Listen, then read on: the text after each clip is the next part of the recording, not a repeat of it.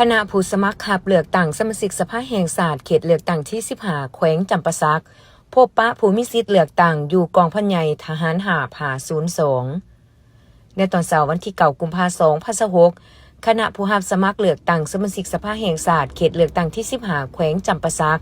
คณะที่1นำโดยทานแก้วรัตนศรีหาวงศ์คณะประจำภาคแขวงห้องประธานสภาประชาชนแขวงจำปาสักได้สืบต่อเคลื่อนไหวโฆษณาหาเสียงพบปะผู้มีสิทธิ์เลือกตั้งอยู่กองพันใหญ่ทหาร502โดยมีฐานค่ำขอดหมื่นหลวงห้องเลขาคณะบริหารงานผักเมืองประธานคณะกรรมการปกครองเมืองปากซองพร้อมด้วยคณะนำของเมืองมีฐานพันโทอินปุ่นเพชรนาวาหัวหน้าแผนกการเมืองกองพันใหญ่ทหาร502พร้อมด้วยคณะผักคณะบัญชานายและพลทหารมีกองพันหน่อย111218โอกาสพบปะผู้มีสิทธิ์เลือกตั้งในครั้งนี้มีการผ่านประวัติโยกของผู้สมัครแต่ละทานนับแต่นับเบอร์1ฮอดเบอร์20จากนั้นคณะผู้สมัครในคณะที่1ก็ได้เสนอตัวผู้มีสิทธิ์ปอนบัตรเลือกตั้งเริ่มโดย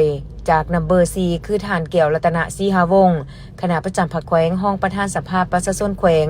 ผู้สมัครสมาชิกสภาแห่งชาติเขตเลือกตั้งที่15แขวงจำปาสักต่อด้วยผู้สมัครสมาชิกสภาแห่งชาติตามลำดับซึ่งในคณะผู้แทนได้แสดงวิสัยทัศน์ของตนในการรับใส่ประชาชนถ้าได้รับการเลือกตั้งเป็นสมาชิกสภาแห่งชาติสุดที่10เมนจะได้เป็นตัวแทนที่ดีเป็นผู้รับฟังแลกเปลี่ยนคำคิดคำเห็นและรับบางคำเสนอของผู้มีสิทธิ์เลือกตั้งไปนำเสนอต่อให้ภาคส่วนที่เกี่ยวข้องพิจารณาแก้ไขพร้อมเรียกร้องให้ถึงบรรดาบทบาทความหมายความสำคัญของสภาแห่งชาติเพื่อเฮ็ดให้คณะภาคคณะบัญชานายและพลทหารมีความรับรู้เข้าใจ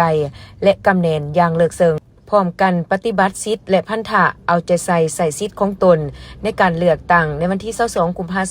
2026ให้ครบถ้วนรับประกันผลสำเร็จให้ได้ตามคาดหมาย400 ส่วนร้อย